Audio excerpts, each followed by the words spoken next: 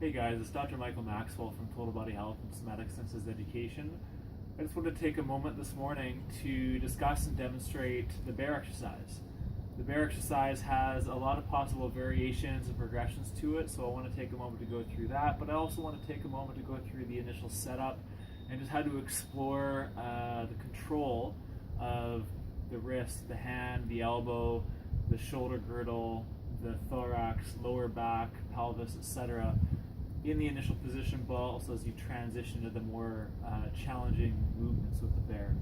So in the initial setup, what I like to do is just kind of explore hand control.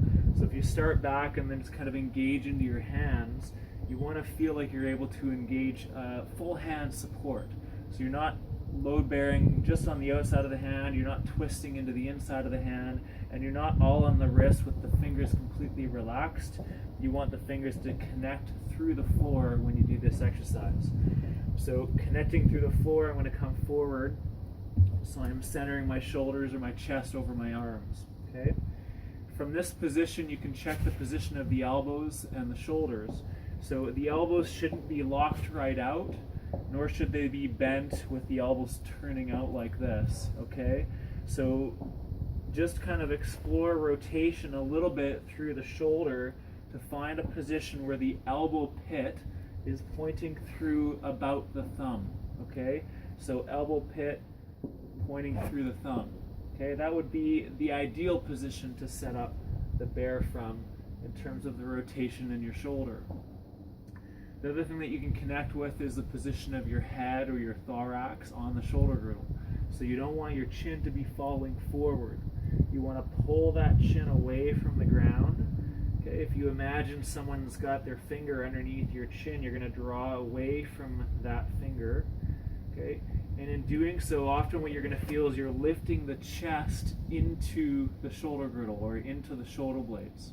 Okay, so you're going to engage the hands and lift into the shoulders, connect through the floor, and then you're also going to connect your feet into the ground, okay? And you're going to feel all the toes engage into the floor as you lift off the ground, okay? Now, there's many different potential positions in just the basic bear. You can start low down, okay? Or you can go high up, okay?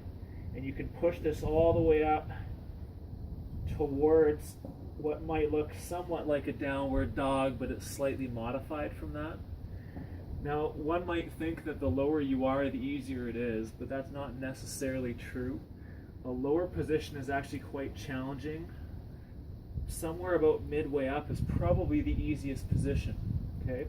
So if you're a beginner at this, center your weight into your hands and your feet, and start somewhere about 40 degrees incline for your trunk, and just hold and stabilize in this position and just feel the ground connect through the floor. Okay?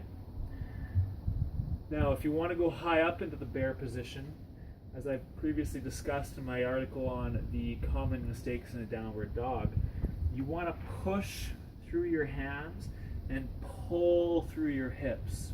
So you're not just going to drop the chest to the ground, okay? So when you come up, don't drop down. Don't let that head come forward. Hey, buddy. Okay, so you're going to connect through the floor, lift that chest, okay? Connect through the feet, feel solid into the ground, and you're going to start to push and pull your hips towards the ceiling.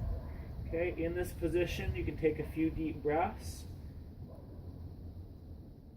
And with each deep breath, you're going to try to lengthen the tailbone or the bottom of the bum away from the hands, trying to create length down that line as you push those hips into the air. If you do that right, you'll feel a lot of work and length through the shoulder girdle and length through the latissimus dorsi, back of the shoulder here, and you'll also feel the hamstrings start to lengthen out as well. Okay. Once you get a little more accomplished in the bear position, you can start to work with some leg lifts or hand lifts. So you can do just some leg lifts, trying to hold yourself centered as you do that. Okay, you could lengthen out through that line and make it a little bit more challenging. Okay, You could do the same thing from high up. Okay, you could lengthen out through that line. Hold there. You could lengthen through there. Now obviously you could go into a 2-point, stabilizing there, or you could also just work alternating hands. Okay? So from there, some progressions might be to go into a bear crawl. Okay, the bear crawl can be done from a lower high position. It doesn't really matter. It's just a slightly different demand on your body. So the crawl, small steps, controlling the shift and rotation through your trunk. So you're not wagging back and forth. You're trying to be as smooth as you can. Obviously you can go forward and backwards. You can go sideways. Okay. You can do crossovers. Okay. So those are all potential options to engage a bear crawl. Now, some other options and transitions would be into more of an oblique or side position. Okay. So if you come up into your bear, again, hand support, strong and stable through the floor. Lift that chest, nice and long posture. Imagine someone's lifting that chin away from the ground. Strong through the feet. Go ahead and lift up. Now you can go into a side support position like this. When you're in this position, foot support, nice and long line through the center of your body so you're not collapsing. You're nice and long. And then you want to hold a strong support through this downside arm. In other words, you're not sinking into that shoulder. You're engaging length through the line of the neck, down through the hand, such that you had a longest possible line from one hand to the other. Okay? And then you can work further back, and you can even go and do an open position. Hey, buddy. Okay. So I just want to demonstrate that again, maybe with the dog not in front of me. Here you go. Okay, so come up into a bear. Okay, from this position, start to open up. Okay? Just practice holding support through the shoulder, keeping that long line through the torso.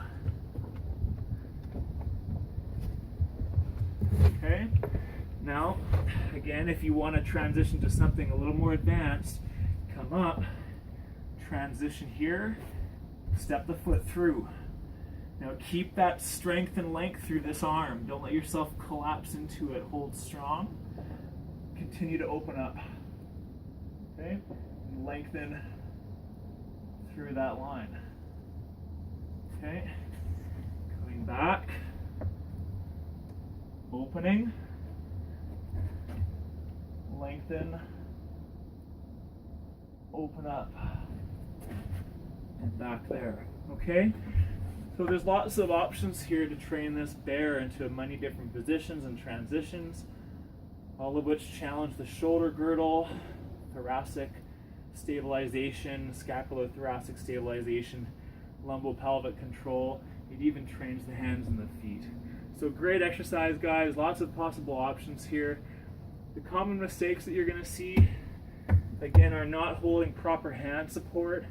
So putting all the the load into the wrists and nothing into the hands or the fingers. So you're locking out the elbows, loading all through the wrists, not having the hands connected through the floor. You're going to see those elbows turn. So you're going to see this position where the elbow pit's actually pointing inward and the elbow or the olecranon is pointing outward. Get that elbow pit pointing through the thumb.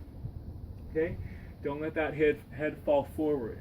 Lift it up so that you feel like you're lifting your thorax into the shoulder girdle. Nice and broad through your shoulders and connected through the floor. Connect those feet, engage strength in that position, and then go ahead and lift from there. Okay, well, have fun with that and let us know if you have any comments or questions.